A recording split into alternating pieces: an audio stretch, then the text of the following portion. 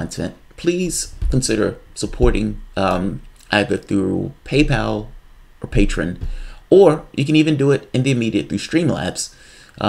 With the link at the bottom, it would allow you to give essentially to the show. A little Vulcan or a little Star Trek character will come up and thank you very much for your contribution.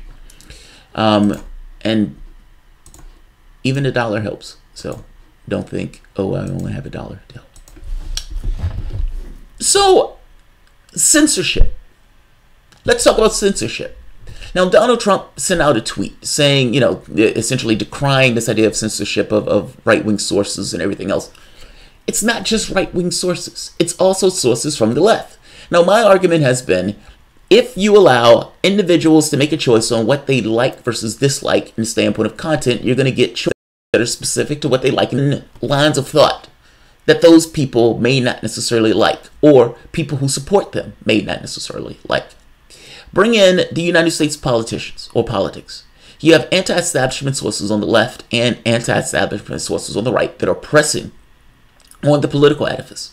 The political edifice brings in the heads of these tech companies who are essentially the owners now of the speech that we have. Our private speech or our public speech has now become owned by private enterprise.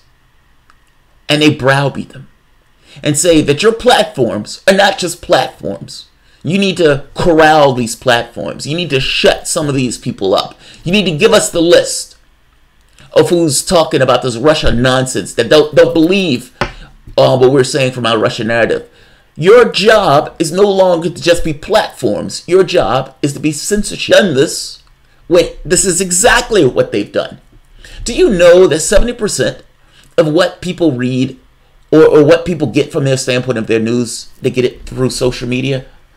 That's an amazing sea change.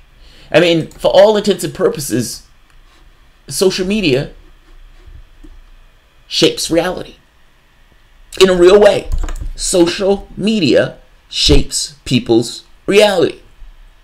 Now, that social media is being attacked by various government institutions in order to shut up certain sites or certain strains of information.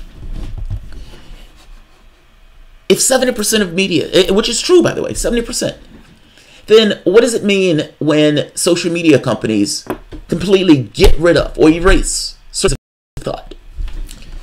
So like this. Social media heating most Israeli calls to delete incitement. Minister, what does most mean? Most can mean 60%. No.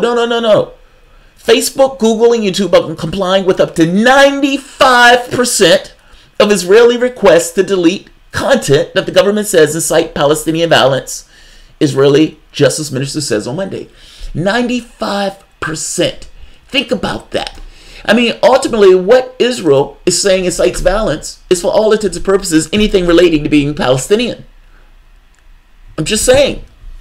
I mean, at the end of the day, if you support Palestine, you are being taken down Facebook, Twitter, and YouTube. It's amazing. I mean, but they've been doing this. We've been seeing that they've been doing this. It goes further. It's not just Palestinian sites. Look at this. Look at what YouTube has been doing. YouTube shuts down pro-Syrian government channels. Video streaming giant appeared to suspend accounts of Twitter, Facebook. All of these places have been taking down sites under the guise of censorship. Now, they would say, we're not doing censorship. I don't know what you call that. That is literally book burning. You're literally taking people with a certain opposition point of view to what your government or what a government is telling you is the point of view and the narrative that you should prosper, and getting rid of competing ideas. That is amazing. That is amazing. When the Soviet government did this and implemented this back in, 1920s, the United States pointed and says, oh, look at that. Look at that. You have to hide yourself. You have to get rid of certain ideas because what you are can't necessarily stand up to competing interests and competing ideas. How low has your... Why do you need to be protected from it? For all intents and purposes, social media has become censorship operations. And with people getting 70% of their news and information from social media, the goal is, well, if they're getting their news and information from 70% of this, let's constrain what they get. They still can get their 70%, but we can isolate what they get. So what they get is only a microcosm of the reality of things. We want to constrain their information sources. That's the point. That's the goal. We don't want you to see Palestinian kids being shot just from waving their hands. We don't want you to see Israelis shooting, 2,000 people, 80% of which being civilians. We don't want you to see these things. We don't want you to see these kind of march and return and having hundreds of people, innocent protesters who are nothing, no guns, no weapons, no anything, being shot down. And the meaning that stuff is reality, and it may give you a different perspective of things. The point of this is prevent you from getting a different perspective of things. That's the only reason why they would scrub the content in the way that they're scrubbing the content. Can you make a choice? And can you make a decision? The answer is yes. But you need the information to do that. The governments are scrubbing the information that you get. This is digital book burning. This is what this is. This is what I'm calling it. So I'm putting the articles at the bottom for you to see for yourself.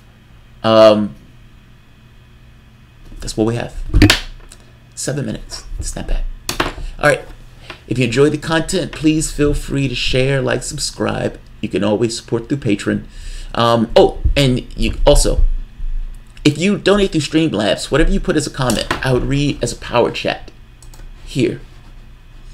So any power chat that I get, I'm calling this a power chat, which will come up like this. You can call it almost like a little commercial for yourself, your little own commercials. Personally, I think that's funny. I think that's self-deprecating. This is in no way an assault, an attack, or a hit on Progressive Voice. I think all of this is self-deprecating humor, meaning pointing fun at me, not him. I just want to make that clear. Because some people have said, hey, it seems like you're ribbing him. I don't think this is ribbing him. This is more making fun of me, not him. Hope that makes sense. All right, guys. You all have a good one. Thanks, everyone.